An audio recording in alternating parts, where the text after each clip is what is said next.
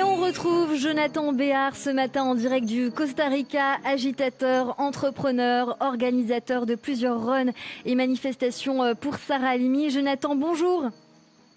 Bonjour Cyrielle. Alors je crois que je vous ai fait lever un petit peu tôt ce matin ou alors je vous ai réveillé dans votre nuit. Ça va quand même, vous m'en voulez pas trop?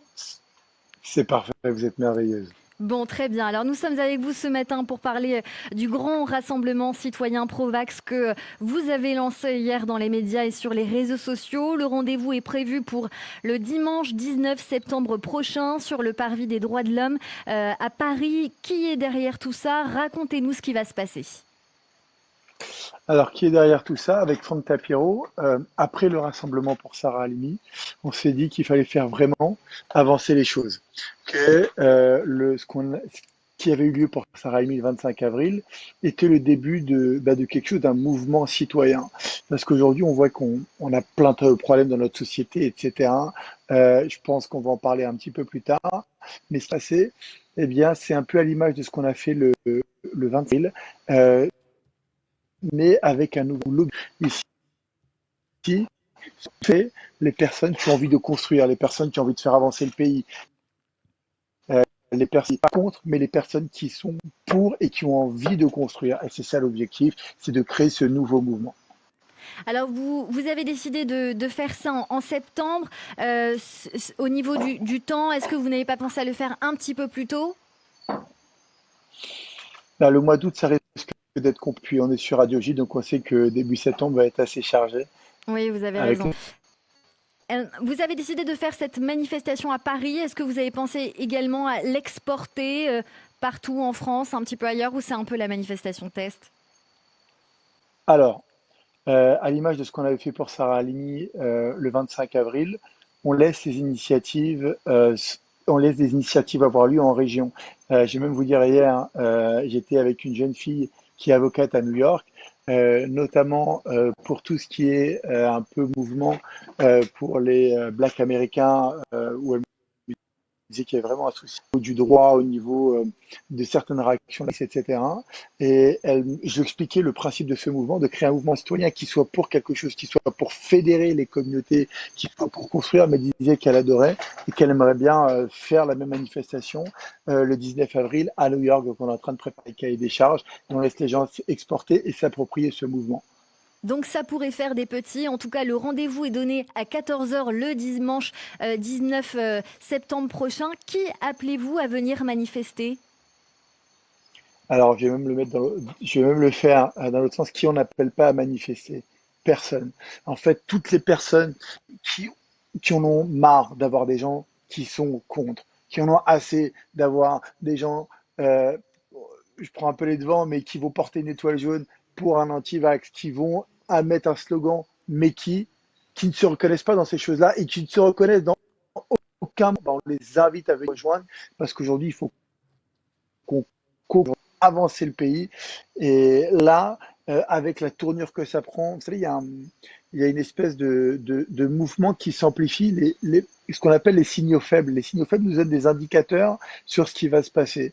On en a parlé le 25 avril, lors du rassemblement pour Sarah Halimi. Ce qui touche aujourd'hui la communauté, finalement, c'est ni plus ni moins que les mallettes de la société qui sont en train de se révéler. Donc aujourd'hui, quand on fait du pointage du doigt en disant mais qui c'est de la faute des juifs, mais etc. Finalement, les gens sont mal dans leur pompe. Certaines personnes sont mal dans leur pompe et ils ont besoin de trouver un coupable. Et donc, du coup, on balance la communauté. Mais aujourd'hui, c'est la communauté juive. Mais qui ça va être dans 6 mois, qui ça va être dans un an, qui ça va être dans 2 ans? Quelle autre minorité va être attaquée? On a un peu l'histoire des Canaries qui annoncent les coups de grisou, les explosions dans les mines. Eh ben, faut qu'on arrête et faut qu'on crée maintenant. On a deux choix. On a deux choix, je vais vous dire. On a un premier choix qui serait de gueuler, de se dire on n'est pas d'accord, c'est pas normal, c'est pas possible, et puis d'aller contre, et nous aussi d'aller avec nos pancartes, etc. Ça, c'est une première façon. La deuxième façon de le faire, c'est de créer un mouvement citoyen positif qui fédère et qui rassemble les communautés. Là où tout le monde veut segmenter les communautés, et là où ce qui s'appelle l'intersectionnalisme. C'est-à-dire aujourd'hui, vous savez, en marketing, Cyrielle, on va créer des cibles, et plus la cible est définie et précise, et plus on va pouvoir frapper la remontée pour en plus le moins d'efforts et le moins cher possible. Eh ben, nous, on veut faire l'inverse parce qu'on n'a pas d'objectif marketing, on n'a pas d'objectif politique, on n'a pas d'objectif électoraliste, on n'a rien à gagner. Par contre, ce qu'on veut faire, c'est faire le bien, c'est fédérer les gens. Et pour ça, eh ben, on veut que tout le monde se reconnaisse dans ce mouvement.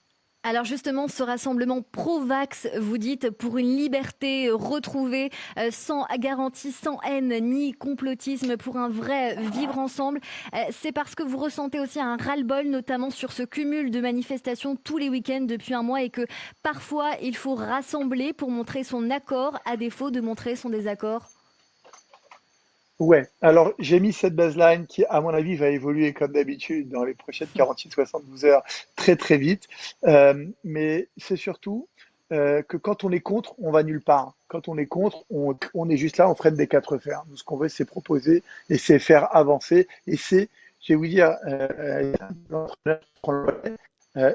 se construire, c'est mettre tout le monde au boulot pour qu'on construise ensemble ce pays. Puis, avoir la communauté juive qui a ses combats, la communauté berbère qui a ses combats, la communauté black qui a ses combats, ou je ne sais pas, ou la communauté gay ou n'importe qui d'autre. Mais attendez, on se rend compte d'une chose, c'est qu'aujourd'hui, plutôt que de se diviser et de faire chacun nos combats de notre côté, on a un socle commun de valeurs. Il y a des choses qu'on veut pour le pays, il y a des choses qu'on veut pour tout le monde. Ben, c'est avec ces valeurs-là qu'il faut rassembler. Et puis quand moi, je prendrai conscience de l'importance du combat d'une autre communauté et de l'autre, et ben c'est là où on va faire quelque chose de grand ensemble. Donc c'est là où on va aller, c'est dans cette direction-là où on veut aller. Jonathan, si on veut rejoindre l'événement, comment fait-on pour le retrouver en ligne sur les réseaux? Alors aujourd'hui, c'est un événement qui a été partagé sur le groupe Agissons pour aller. Agissons pour Sarah Halimi. Exactement, c'est sur ce groupe où ça se passe. Également sur le groupe, sur l'Instagram Agissons pour Sarah Ali. Ça se passe, voilà, ça se passe sur cette page-là, Un, sur un ça. autre, Alors, je vous entends un petit peu haché, mais on va essayer de rétablir la connexion. J'ai juste envie de vous poser une autre question en parallèle. Jonathan Béard, je dévoile un petit peu votre bébé en préparation, quoique votre communauté est au courant. Vous nous préparez un livre pour bientôt. Est-ce que vous pouvez nous en parler rapidement quand même?